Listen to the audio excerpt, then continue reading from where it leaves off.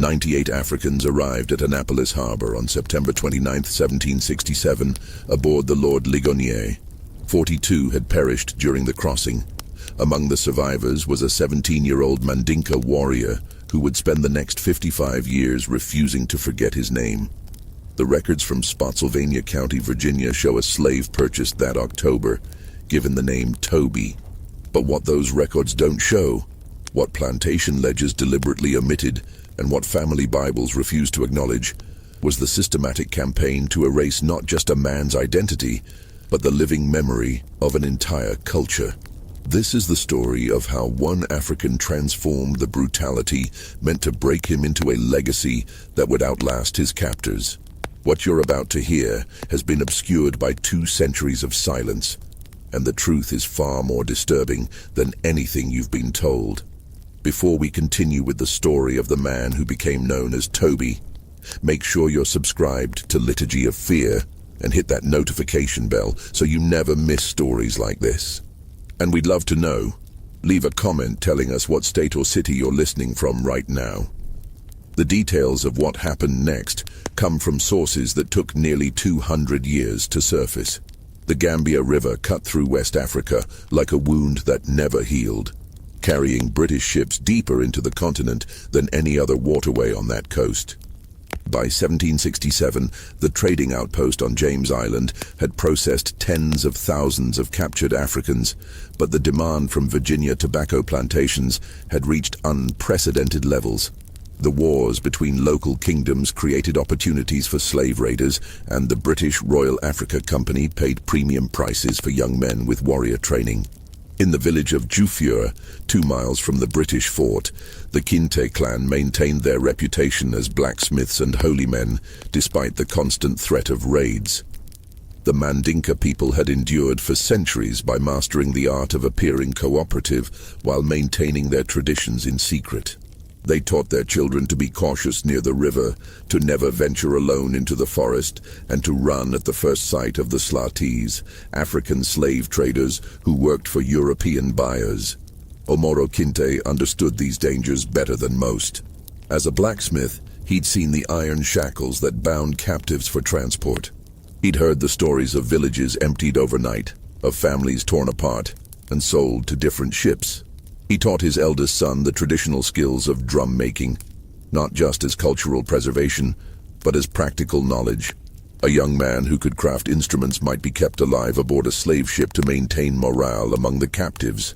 The boy's name carried weight in Mandinka tradition. Kunta meant complete, or whole, a name given to firstborn sons who were expected to carry on the family's legacy. At 17, he'd completed his manhood training, learned to hunt with a spear, and could recite his family's lineage back 7 generations. The village elders spoke of him as someone who would one day become a respected elder himself. On a morning in early July 1767, Kunta ventured into the forest near Juffure to gather wood for drum making. The specific type of hardwood he needed grew 3 miles from the village. Far enough to be dangerous, but close enough that many young men made the journey regularly. He carried no weapon. Mandinka warriors didn't hunt on sacred gathering grounds, and he moved with the confidence of someone who knew these paths since childhood. What Kunta didn't know was that British Colonel O'Hare's forces had arrived at James Island 3 days earlier, bringing orders for a large shipment of slaves to fill Virginia's labor shortage. The Lord Ligonier sat anchored offshore, its captain under pressure to fill the ship's capacity of 140 captives before the weather turned. The usual networks of African slave traders had been mobilized, paid bonuses for young males between 15 and 25 years old. 4 slatees had been tracking Kunta since he left the village. They were professionals, men who'd perfected the art of ambush over dozens of successful captures. They knew to strike quickly, to overwhelm their target before any sound could alert nearby villages, and to bind captives so thoroughly that resistance became impossible. The attack happened with terrifying efficiency. The first blow came from behind, a wooden club striking Kunta's shoulder and driving him to his knees. Before he could cry out, hands clamped over his mouth while others pinned his arms. They moved with practiced coordination, binding his wrists with rope and wrapping cloth around his head to blindfold and gag him simultaneously. Within 90 seconds, Kunta went from free man to merchandise. The slatees dragged him 3 miles to a holding area near the river, where 24 other captives sat chained in a temporary enclosure. Some were from Juffure's neighboring villages. Others had been captured weeks earlier and transported from inland regions. All showed the same signs of shock and terror. The sudden transformation from person to property happened so quickly that the mind struggled to process it. For 3 days, Kunta remained in that holding pen while the slatees collected more captives. The conditions were deliberately brutal: minimal food and water, exposure to the sun during the day and cold at night, and the constant presence of guards who beat anyone who made excessive noise. The psychological impact was as calculated as the physical abuse. These men wanted captives who understood that resistance meant suffering, that cooperation was the only path to survival. When the Lord Ligonier's crew came to collect their cargo, they brought a British ship's surgeon named Dr. Thompson. His job was to inspect each captive for disease, injury, or defects that might reduce their value. The examination was methodical and dehumanizing, checking teeth, feeling muscles, examining bodies with the same attention a farmer might give to livestock. Of the 32 captives presented, he rejected 7 as unsuitable. Kunta passed the inspection. At 17 years old, he was exactly what Virginia tobacco plantations needed: young, strong, and trained in physical labor from years of blacksmith work. The British paid the slatees in rum, textiles, and iron bars, standard currency for the slave trade. Kunta became property of Captain Thomas Davies, recorded in the ship's manifest simply as male, approximately 17 years, Mandinka origin. The journey from shore to ship happened in small boats that carried 10 captives at a time. British sailors handled this transfer with practiced efficiency, knowing that this moment, when captives first saw the massive ship that would carry them across the ocean, often triggered desperate escape attempts. They kept everyone shackled and moved quickly. Kunta's first sight of the Lord Ligonier revealed the scale of what was happening. This wasn't a raid on a single village. This was an industrial operation that had been refined over decades of practice. The ship was designed specifically for human cargo, with multiple decks modified to hold as many bodies as possible in the smallest space. Other captives were already aboard, their faces visible through the cargo hold's small openings. The British crew herded the new captives below deck, where they encountered conditions that defied human comprehension. The slave deck measured approximately 5 feet high, forcing everyone to crouch or lie down. The space allocated for each person was roughly 16 inches wide and 6 feet long, barely enough room to lie flat.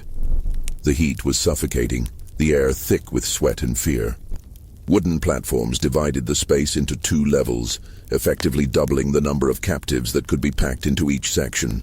The crew chained captives together in pairs, right ankle to left ankle, making independent movement impossible. Additional chains ran along the walls, attaching to the ankle shackles and preventing anyone from reaching the stairs. The psychological impact of these restraints went beyond physical imprisonment. They made it clear that individual survival depended on the cooperation of whoever you were chained to. Kunta found himself shackled to a man named Fanta, captured from a village 50 miles inland. Neither spoke the other's dialect fluently, but they shared enough common Mandinka roots to communicate basic needs. Fanta had been imprisoned for 2 weeks and understood the ship's routines. When food came, how to position your body to avoid the worst cramps, which British sailors were most likely to inflict random beatings. The Lord Ligonier remained at anchor for another week, while Captain Davies negotiated with coastal traders for additional captives. During this time, conditions below deck deteriorated rapidly.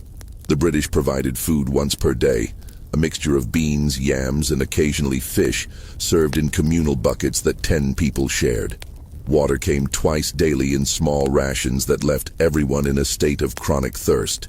The waste buckets quickly overflowed, and the crew's response was to hose down the deck once every 3 days, treating the captives like livestock.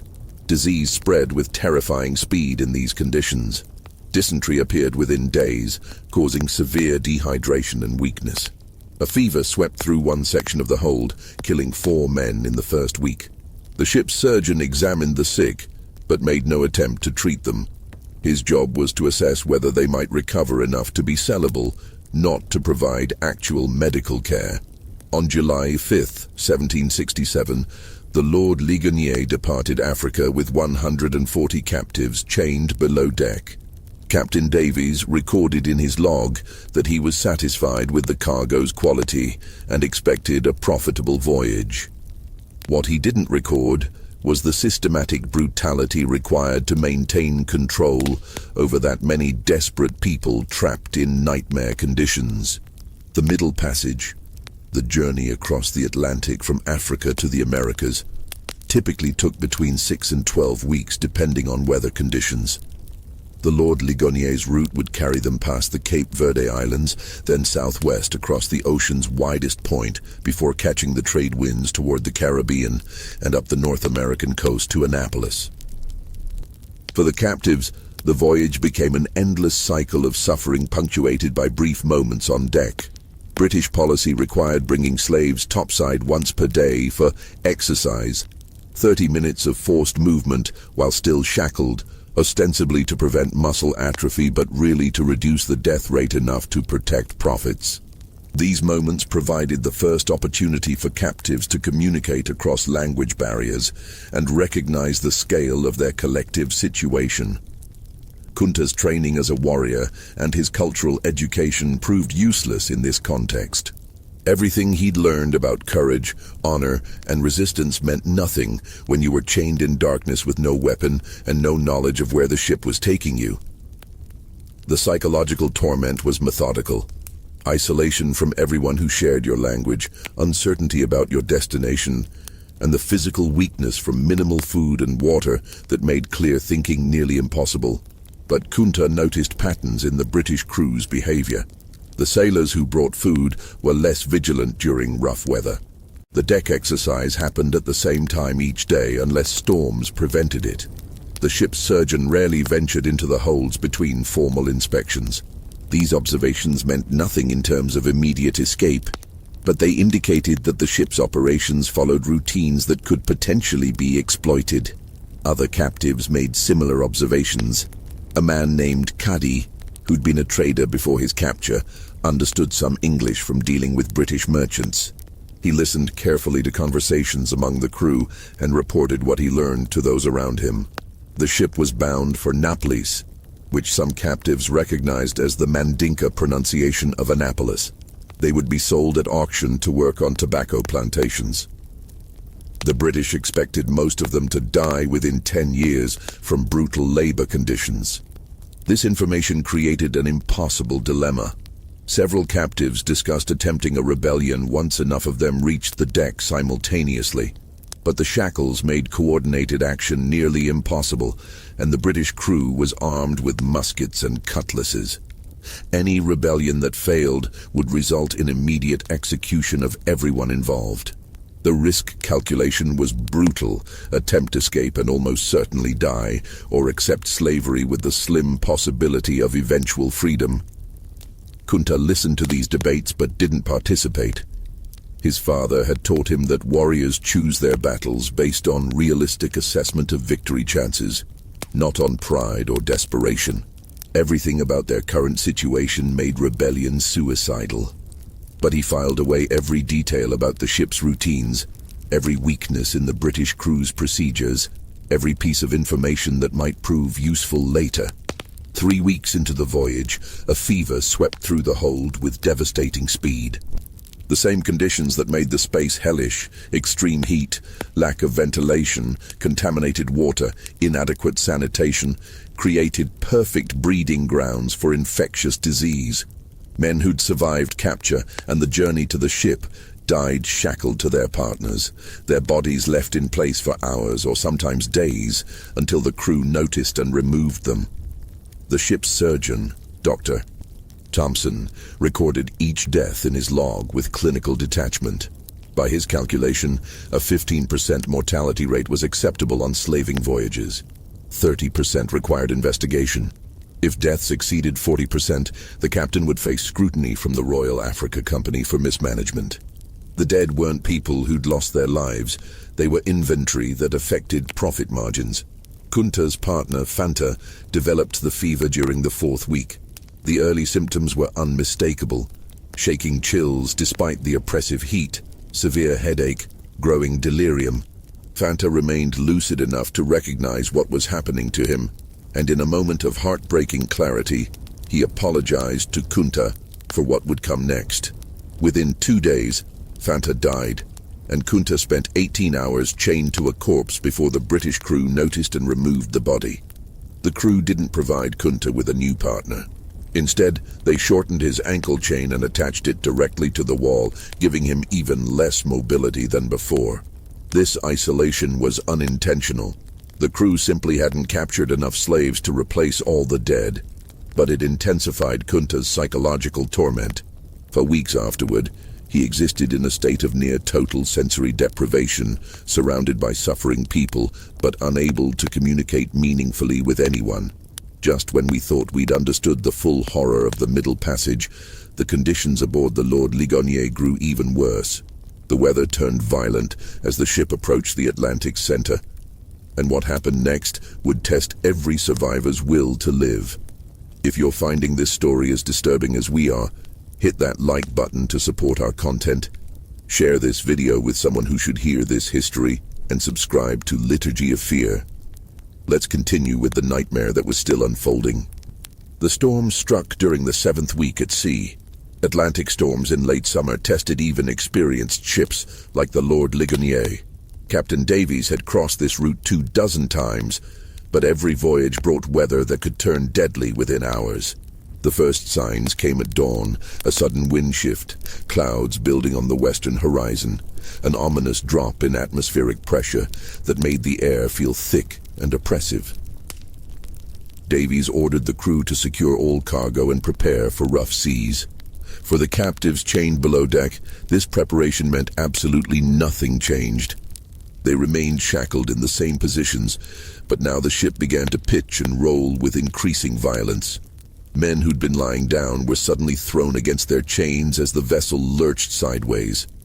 The wooden platforms above their heads creaked and groaned, threatening to collapse under the shifting weight.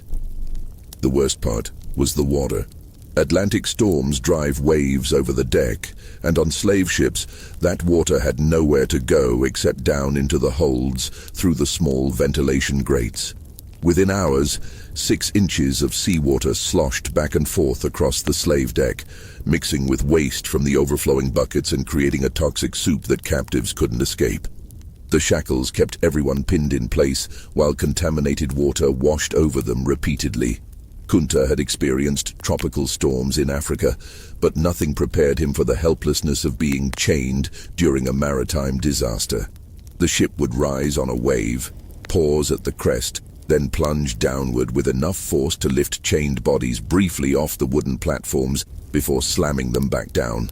The sounds were terrifying: timbers groaning under stress, crew members shouting orders overhead and all around him. The cries of men convinced the ship was sinking, and they would drown while shackled in the darkness. The storm lasted 4 days. During that time, the British crew made no attempt to bring food or water below deck. Maintaining their own safety took priority over preserving their cargo.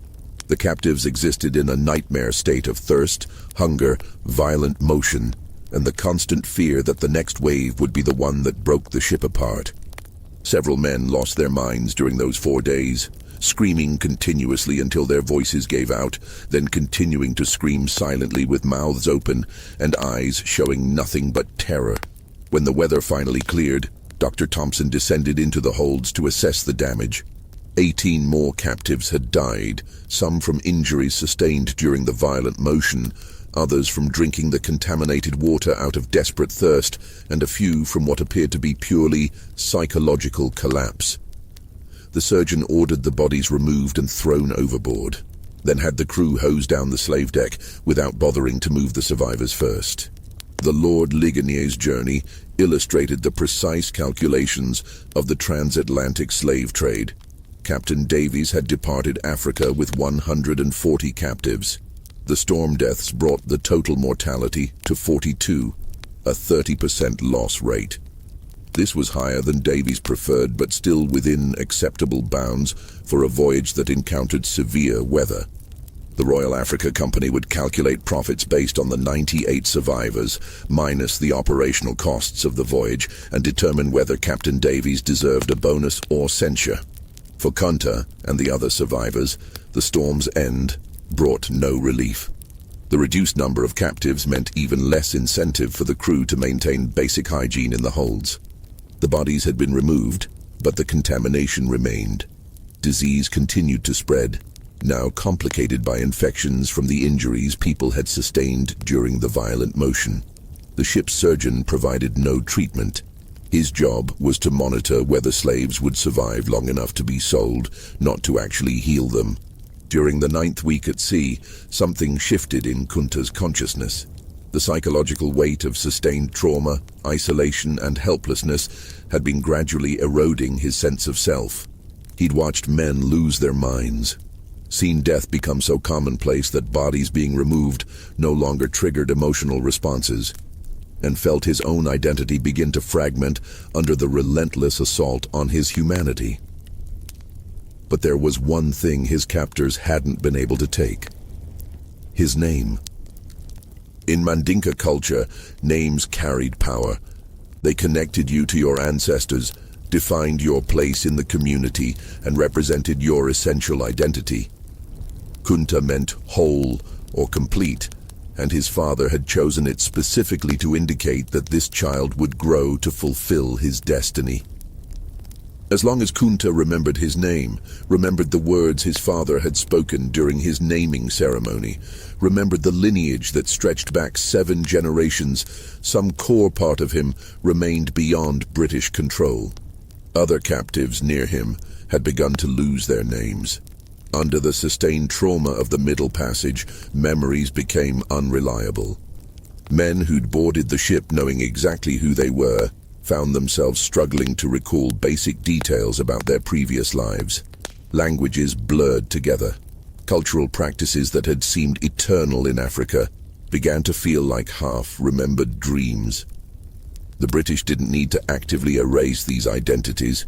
The conditions they created did that work automatically.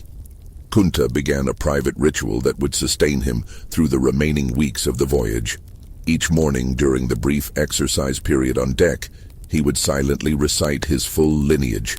I am Kunta Kinte, son of Omoro Kinte, grandson of Kairaba Kunta Kinte, the holy man of the Kinte clan of Juffure. He would list his father's teachings, remember specific lessons about blacksmithing and drum making, recall the taste of foods from his village. These memories became his resistance, evidence that he existed as a complete person, despite British attempts to reduce him to merchandise. The Lord Ligonier sighted the North American coast during the 11th week. The appearance of land triggered visible changes in the crew's behavior. They cleaned the ship more thoroughly, made repairs to damaged equipment, and even improved the captives' food slightly. These preparations had nothing to do with humanitarian concerns and everything to do with market value. Potential buyers in Annapolis would inspect the cargo carefully, and slaves who appeared too weak or diseased would sell for reduced prices. On September 29, 1767, the ship entered Annapolis harbor. For the captives, this moment brought an impossible mixture of emotions. The journey that had killed 42 of their companions was finally ending.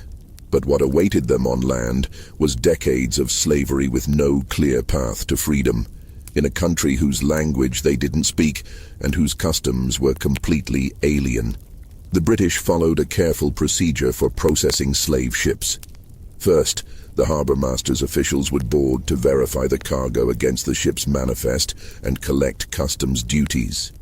Then the captives would be brought on deck in small groups, still shackled, for preliminary inspection by potential buyers.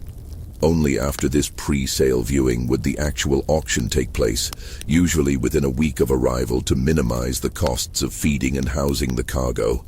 When Kunta first saw Annapolis, the contrast with Africa overwhelmed his senses. The architecture was entirely different. Wooden buildings with peaked roofs instead of round mud structures with thatched covering. The climate felt alien, cooler and drier than the tropical humidity he'd known his entire life. And the people were almost entirely white, with only a handful of Africans visible working along the docks. The Maryland Gazette published an advertisement on October 1st, 1767. Just imported, in the ship Lord Ligonier, Captain Davies, from the River Gambia, a cargo of choice, healthy slaves, for sale at Annapolis on Tuesday, the 7th of October. That phrase, choice, healthy slaves, represented the culmination of a commercial process that had transformed human beings into agricultural equipment. The 42 dead weren't mentioned in the advertisement. The trauma experienced by the survivors was irrelevant. What mattered to the Maryland tobacco planters was that 98 Africans were now available for purchase, ready to labor in conditions that would likely kill them within a decade. The auction itself happened at a tavern near the Annapolis docks. Potential buyers arrived to inspect the merchandise, examining teeth, checking for signs of disease, assessing physical strength. Some asked the ship's surgeon about the captives' origins, believing that certain African peoples made better workers than others. The surgeon described Kunta's group as Mandinka, generally considered suitable for agricultural labor and less prone to attempted escape than some other groups. This assessment was catastrophically wrong, but white colonists' understanding of African societies was so shallow that they treated all captured peoples as essentially interchangeable. John Waller arrived at the auction representing his family's tobacco plantation in Spotsylvania County, Virginia. The Wallers were a prominent family. John's grandfather had been a wealthy landowner, and the family maintained multiple properties worked by dozens of enslaved people. John needed several young male slaves to replace workers who'd recently died from disease or work-related injuries, and he'd brought sufficient funds to purchase 3 or 4 captives. When John examined Kunta, he saw exactly what he needed: a teenage male with visible physical strength, no obvious diseases, and the kind of compact build that suggested capability for sustained physical labor. The fact that Kunta met his eyes directly, a sign of defiance that more experienced slaveholders would have recognized, John interpreted as evidence of intelligence rather than resistance. The bidding was brief.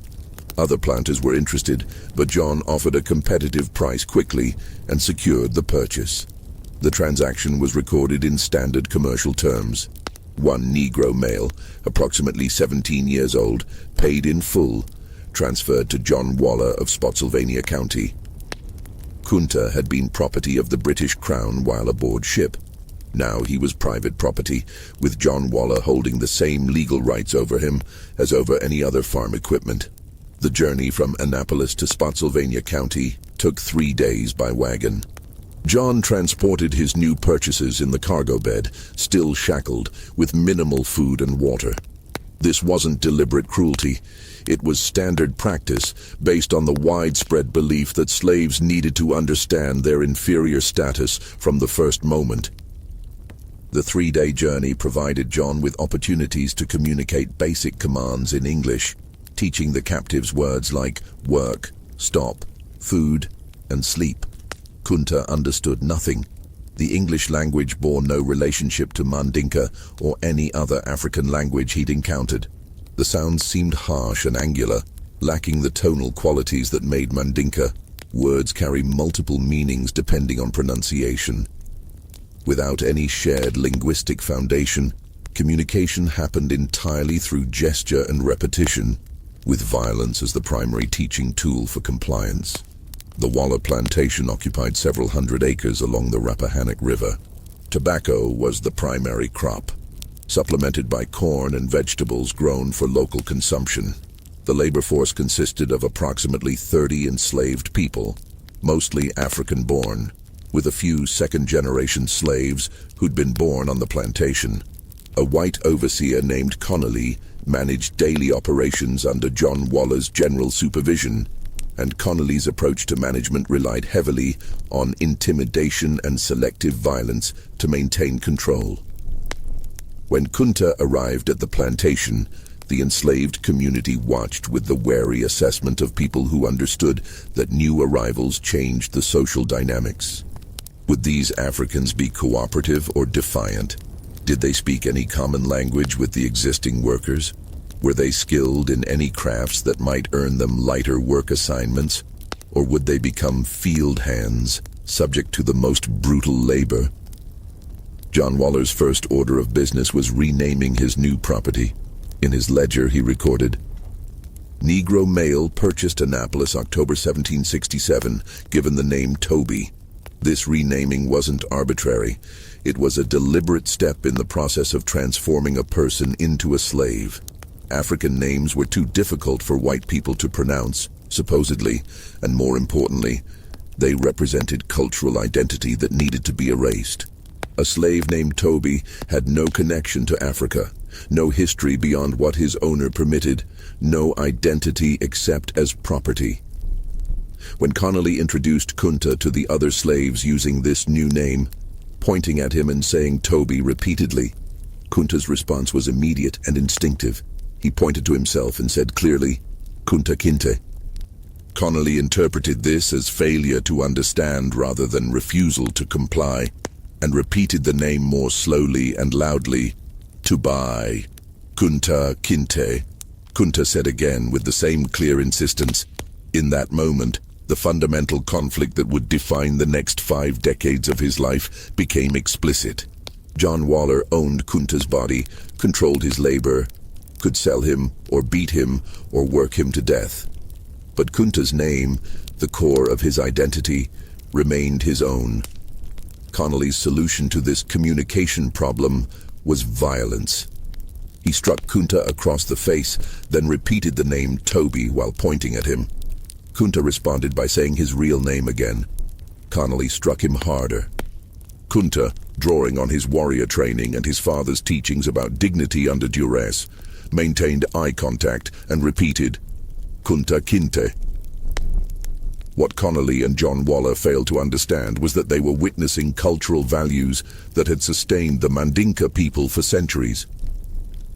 Kunta had been taught that names carried power, that identity transcended physical circumstances, and that a man who accepted false identity lost something more essential than life itself. From Kunta's perspective, being beaten for asserting his name was painful, but acceptable. Accepting a false name would mean spiritual death. This confrontation continued for 3 days. Each time someone called him Toby, Kunta would correct them with his real name. Each correction earned physical punishment, beatings, reduced food rations, isolation. The other enslaved people on the plantation watched this conflict with mixed emotions. Some admired Kunta's courage. Others saw it as foolish resistance that would bring harsher treatment for everyone. An older enslaved man named Fiddler, who'd been born in Africa but had lived in Virginia for 40 years, approached Kunta during a work break. Speaking in broken Mandinka mixed with English, Fiddler tried to explain the reality of their situation. The white men owned everything, including the ability to determine names. Resistance on this point was futile and would only bring suffering. Better to accept the name Toby publicly while maintaining your true identity privately. But Kunta couldn't accept this compromise. His father had taught him that partial surrender to injustice inevitably led to complete surrender. If he accepted a false name even in public, he would be acknowledging the white men's power to define his identity. That acknowledgement would be the first step toward becoming the property they claimed him to be, rather than a person who was being held in unjust captivity. On the 4th day, John Waller brought Kunta to the plantation's main house for what he called a lesson in obedience. The process was systematic and deliberately public. Waller had Kunta tied to a post in full view of the other slaves, then explained through Connolly's translation what was about to happen. Kunta would be whipped until he accepted his new name. This wasn't punishment for specific misbehavior. It was an educational demonstration about the nature of absolute power. The whipping began with methodical precision. Connolly used a leather strap designed to cause maximum pain without inflicting injuries severe enough to reduce Kunta's value as a worker. After each strike, Waller asked the same question, "What is your name?" When Kunta responded, "Kunta Kinte," another blow fell. This torture continued until Kunta lost consciousness. When he revived hours later, chained in the quarters where enslaved people were housed, he found himself surrounded by other Africans who'd been watching the entire demonstration that extended throughout Virginia and beyond. This understanding came primarily from conversations with Fiddler, who'd lived in Virginia long enough to develop a comprehensive picture of colonial slavery's scope. There were hundreds of plantations in Spotsylvania County alone. Thousands more spread throughout Virginia. The entire regional economy depended on enslaved labor: tobacco, corn, wheat, livestock. White Virginians had created a society where enslaved Africans outnumbered white colonists in many counties. Yet they maintained control through systematic terror and the legal authority to inflict unlimited violence on black bodies. Fiddler also explained something that Kunta found initially incomprehensible. There were enslaved people who'd never seen Africa, who'd been born on Virginia plantations to parents who were themselves born into slavery. These second and third generation slaves grew up speaking English, practicing Christianity, and having no direct memory of African culture. From the white perspective, these people were ideal slaves. They had no alternative cultural framework and could be more easily controlled than African-born captives. This information forced Kunta to confront a disturbing possibility. Slavery wasn't a temporary condition that would end when enough Africans rebelled or when white colonists recognized the injustice. It was a permanent system designed to reproduce itself across generations. The children of enslaved people became property of their parents' owners. Freedom had no obvious path. In May 1768, Kunta made his second escape attempt. This effort showed slightly more planning than the first. He'd stolen food scraps over several weeks, hidden them in the quarters, and identified a route that followed established roads rather than random wilderness paths. His English was now adequate for basic misdirection. If questioned by white travelers, he could claim to be on an errand for his master, buying himself hours before anyone became suspicious. The escape lasted 3 days before Matthews's dogs found him hiding in a barn approximately 20 miles from the Waller plantation. The recapture followed the same pattern as before. Matthews and his assistants surrounded him, bound him, and paraded him back along public roads as a warning to other potential escapees. John Waller's response was more severe this time.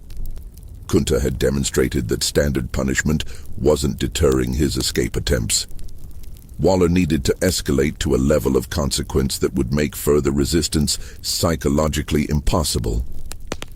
The method Waller chose, cutting off half of Kunta's right foot, was standard practice in colonial Virginia for dealing with persistent escape attempts.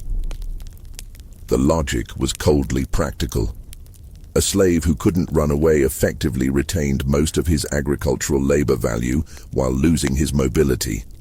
Plantation owners throughout the South used this particular mutilation frequently enough that there were established procedures for minimizing infection risk and recovery time. Dr. William Waller, John's brother and a trained physician, performed the amputation. The procedure happened in the plantation's tool shed, with Kunta tied down and several white men holding him still. No anesthetic was provided. The expense wasn't justified for slave punishment, and the pain was considered part of the deterrent effect. What the historical records don't adequately capture is the psychological impact of this mutilation.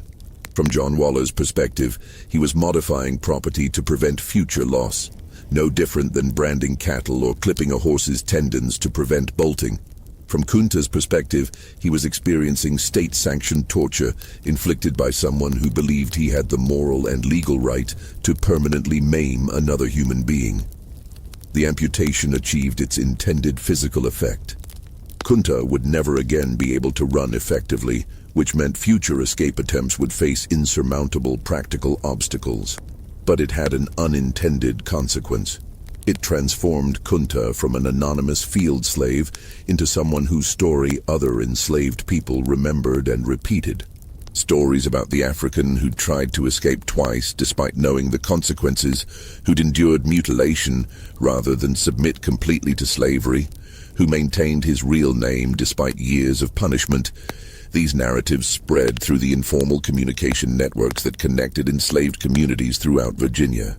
Kunta became a symbol of resistance, not because his resistance was successful, but because it continued despite absolutely overwhelming odds. During his recovery from the amputation, confined to the quarters and unable to work, Kunta had extended conversations with Fiddler and other long-time slaves. These discussions revealed aspects of plantation life he hadn't previously understood. The other enslaved people had developed sophisticated strategies for preserving dignity and humanity despite their circumstances. They maintained secret family connections across different plantations. They practiced African religious traditions in hidden gatherings. They taught their children about freedom, even when freedom seemed impossible. These conversations also revealed the complexity of survival under slavery. Some people had chosen cooperation with plantation authorities, serving as foremen or house servants, trading minor privileges for enforcing discipline among field workers. Others had embraced Christianity, finding in the religion a framework for understanding suffering and maintaining hope for eventual justice. Still others had developed psychological mechanisms that allowed them to function despite trauma, compartmentalizing their sense of self, performing obedience while maintaining private resistance. Kunta listened to these stories and recognized that his absolutist approach, refusing his slave name, attempting escape despite impossible odds, represented only one strategy among many. Other people's choices weren't cowardice or collaboration, they were different answers to the same impossible question. How do you maintain humanity when a system is designed to destroy it? When Kunta returned to work after his injury healed, his assigned tasks changed. With limited mobility from the amputation, he couldn't keep up with field work that required constant movement. Instead, Dr. William Waller, who'd purchased Kunta from his brother after the amputation, assigned him to garden maintenance and eventually to driving the buggy that transported the Waller family around the county. This role change brought Kunta into closer contact with the Waller household and provided insights into white colonial society he hadn't had as a field worker. He observed the Wallers' daily routines, their social relationships with other plantation families, their religious practices, and their casual discussions about slavery as if it were no more morally complicated than livestock management. These observations forced Kunta to confront a disturbing truth. The white people who enslaved him weren't monsters in the simple sense. They were ordinary people who'd been raised in a society that normalized absolute power over black bodies. They attended church, celebrated holidays, expressed love for their families, and genuinely believed they were moral beings, while simultaneously owning human beings and treating them as agricultural equipment. This realization didn't create sympathy. Kunta understood that normalized evil was still evil, but it clarified the magnitude of what he was fighting against. Slavery wasn't maintained by a few cruel individuals who could be removed or persuaded. It was woven into the entire social structure of colonial Virginia, supported by law, religion, economics, and cultural assumptions that most white people never questioned. As the years passed, 1769, 1770, 1771, Kunta's role on the Waller plantation became increasingly complex. He learned English fluently, which allowed him to understand the full scope of what slavery meant in Virginia. He observed the plantation's operations closely, recognizing the economic calculations that determined every aspect of enslaved life. And he began to recognize that his resistance had taken a different form than he'd originally imagined. He couldn't escape. The amputation had made that physically impossible. And he couldn't fight. One man against an entire system backed by legal authority and unlimited violence had no chance. But he could maintain his identity, preserve his cultural knowledge, and pass that legacy to others. His name remained Kunta Kinte, regardless of what the Wallers called him. His identity as a Mandinka warrior remained intact, despite his enslaved status. During this period, Kunta developed a relationship with an enslaved woman named Belle, who worked as the Waller household's cook. Belle had been born in Virginia to African parents, and her life experience bridged the gap between African cultural memory and American enslavement. She spoke English as her primary language, but remembered African words her parents had taught her. She practiced a hybrid religion that combined Christianity with African spiritual traditions, and she developed survival strategies that balanced cooperation with the Wallers against maintaining private resistance. Their relationship grew slowly over months of conversation in the plantation kitchen, where Kunta would wait while Dr. Waller conducted business inside the house. Belle recognized in Kunta something she'd rarely seen: an African-born person who'd maintained his essential identity despite years of brutal attempts to break him. Kunta recognized in Belle someone who'd found ways to preserve humanity in circumstances designed to destroy it. In 1772, Belle became pregnant with Kunta's child. This pregnancy represented a moment of profound significance for Kunta. In Mandinka culture, having children meant continuing your family line, passing on cultural knowledge and ensuring that your identity would survive beyond your death. Under slavery, having children meant bringing a new person into bondage, watching your daughter or son become property, and knowing they would suffer the same trauma you'd experienced. Belle's daughter, whom Kunta insisted on naming Kizzy, a Mandinka word meaning "you stay put," was born in 1773. Kunta approached fatherhood with the same determination he'd brought to maintaining his name. He would teach Kizzy African words, tell her stories about her grandfather Kunta Kinte, and ensure she knew that her real heritage extended beyond the plantation where she was born as property. This teaching happened in secret during moments when no white people were present to observe.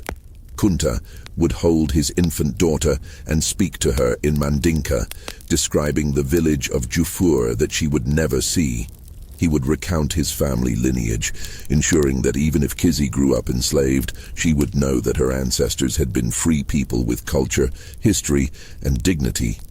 Belle watched these interactions with mixed emotions.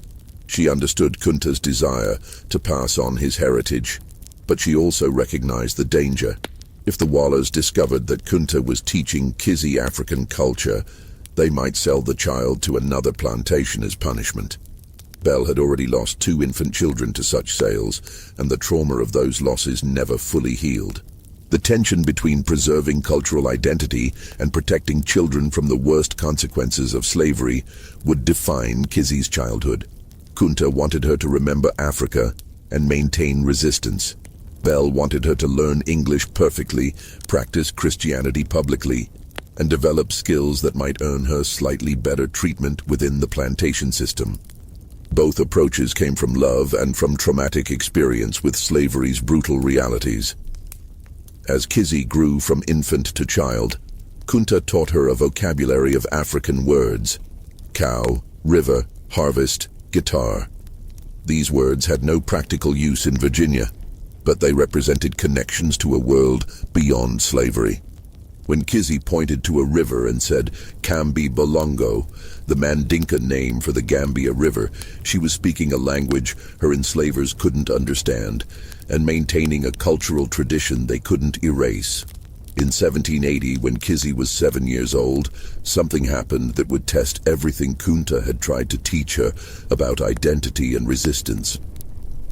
Missy Ann, the niece of Dr. William Waller, began visiting the plantation regularly and developed a friendship with Kizzy. Missy Ann was roughly the same age as Kizzy, and in the innocent way that children sometimes can, she saw Kizzy as a playmate rather than property. This friendship created a complicated situation. Missy Ann began teaching Kizzy to read and write, skills that were illegal for enslaved people to possess in Virginia. The law prohibited slave literacy specifically because educated slaves posed a greater escape risk and might forge traveling papers.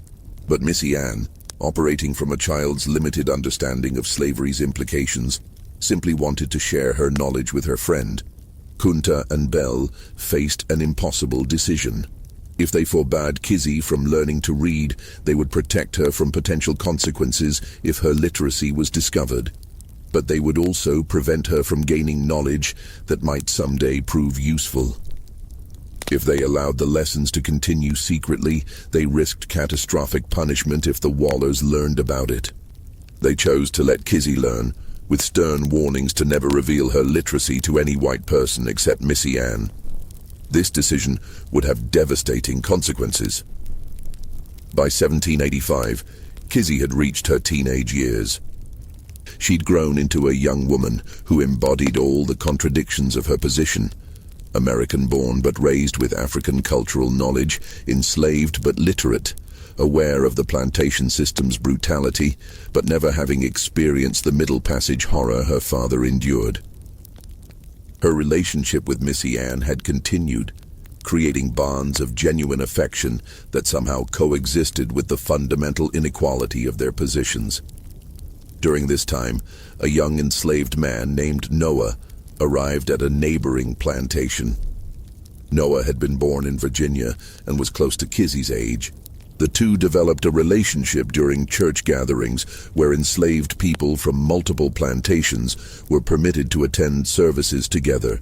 This relationship, conducted under constant surveillance and with no privacy, represented the full complexity of love under slavery, genuine human connection existing within a system designed to prevent it. In 1786, Noah decided to escape.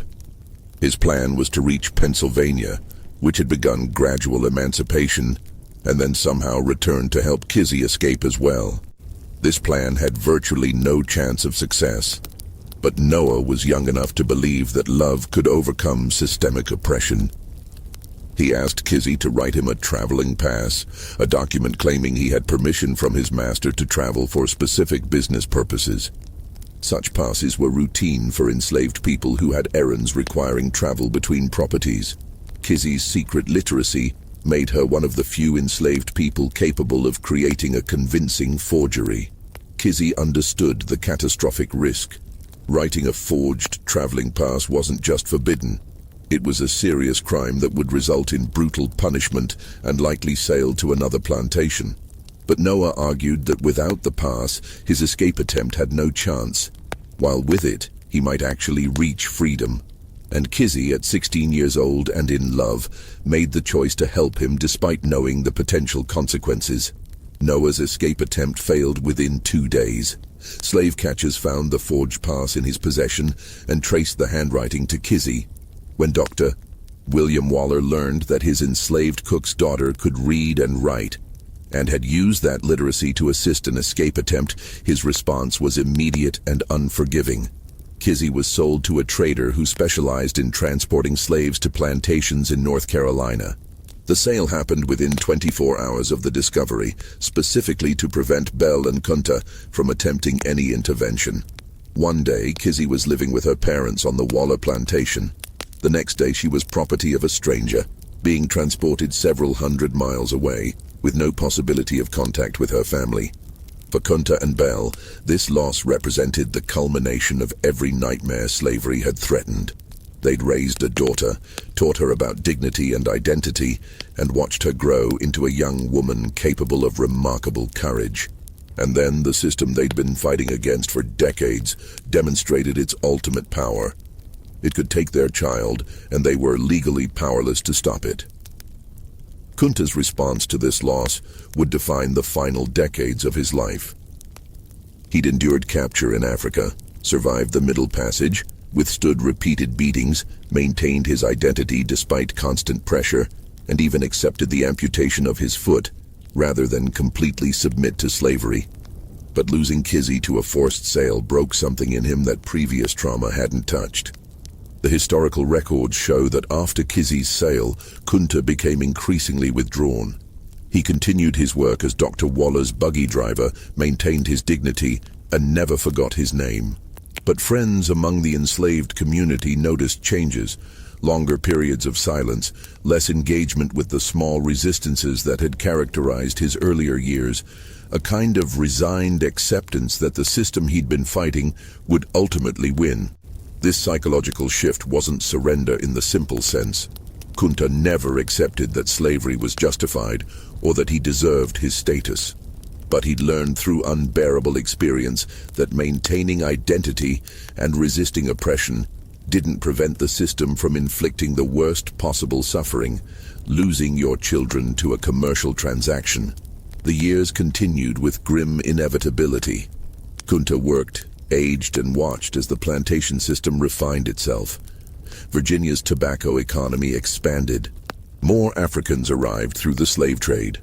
Second and third generation enslaved people grew up knowing no other life, and the white colonial society that depended on this system developed increasingly elaborate justifications for why enslaved people deserved their status. In 1810, Bell died from complications of pneumonia, one of many diseases that spread through enslaved quarters due to inadequate housing and medical care. Kunta continued working for another 12 years, until age and accumulated injuries made even light labor impossible. In 1822, at approximately 70 years old, Kunta Kinte died on the Waller plantation, still enslaved, never having returned to Africa or gained his freedom. The plantation records show his death recorded as Toby, age approximately 70, died of natural causes. No mention of Africa, no acknowledgement of the Middle Passage, no recognition of the 2 escape attempts or the amputation that resulted. Just a brief note documenting that property had been lost and needed to be replaced. But in the memory of enslaved people throughout Virginia and eventually throughout the South, Kunta Kinte's story survived. Parents told their children about the African who refused to accept his slave name. Communities remembered the man who tried to escape even after his foot was cut off. And those stories became part of a larger oral tradition that preserved African cultural memory despite slavery's systematic attempts to erase it. Kizzy, sold to Thomas Lee's plantation in North Carolina, survived into the 1850s. She bore a son named George, conceived through rape by her enslaver, who became known as Chicken George due to his assigned duties managing cockfighting birds. George would eventually gain his freedom, and his children would live to see slavery's legal end in 1865. Through 7 generations, Kunta Kinte's name and story were passed down through oral tradition, surviving when written records were destroyed or never created. In the 1960s, a descendant named Alex Haley began researching his family history, tracing connections back through documents, census records, and eventually to Juffure in Gambia, where oral historians called griots remembered stories about a young man named Kunta who was captured around 1767 and never seen again. The book Haley published, Roots, the saga of an American family, would introduce Kunta Kinte's story to millions of readers worldwide. It would spark renewed interest in African American genealogy, force conversations about slavery's lasting impact, and help establish that enslaved people weren't just victims, but individuals who'd maintained identity and resistance despite overwhelming oppression. But the core of that story, the truth that America never wanted confronted, wasn't about eventual triumph or redemption. It was about a 17-year-old African warrior who was captured, transported across the ocean, and enslaved for 55 years. Who tried to escape twice and lost part of his foot as punishment, who taught his daughter about freedom she would never experience, who maintained his name and identity despite systematic attempts to erase both, and who ultimately died as property on the same plantation where he'd spent most of his enslaved life. The horror of Kunta Kinte's story isn't that it was exceptional, it's that it was ordinary. Hundreds of thousands of Africans experienced similar trauma during the transatlantic slave trade. Millions of enslaved people lived and died under similar conditions. The system that destroyed Kunta Kinte's freedom operated legally, with religious sanction, and with widespread support throughout colonial and early American society for nearly 3 centuries. What makes Kunta Kinte's story significant isn't that he successfully rebelled or escaped or found freedom. It's that despite everything slavery inflicted on him, he never forgot who he was. His name remained Kunta Kinte. His identity as a Mandinka warrior remained intact, and he passed that knowledge to his daughter, who passed it to her son, who passed it through generations until it reached the present day. That continuity, the preservation of identity across centuries of trauma, represents a form of resistance that slavery's architects never fully defeated. They could enslave bodies, control labor, inflict unlimited violence, and separate families through forced sales. But they couldn't completely erase the knowledge that enslaved people had been whole human beings before capture, that they possessed cultures and histories that predated slavery, and that their identities transcended the property status white society imposed on them. This story shows us something essential about the American experience. This nation was built on a foundation of systematic brutality that treated human beings as agricultural equipment. The tobacco, cotton, sugar, and rice that drove economic development came from enslaved labor under conditions so horrific that describing them fully remains difficult 2 centuries later. And the legal, religious, and cultural systems that white Americans created to justify this brutality continue to shape American society long after slavery's formal end. Kunta Kinte's legacy isn't comfortable or redemptive. It's a reminder of what was stolen, what was survived, and what can never be fully repaired. His story forces confrontation with historical truth that many would prefer to forget, that the country proclaiming all men are created equal simultaneously operated the largest slavery system in the Western Hemisphere, and that the effects of that contradiction echo through generations. So what do you think of this story? Does knowing the full truth about slavery's reality change how you understand American history? Do you believe a person who maintained his identity despite everything has achieved a kind of victory?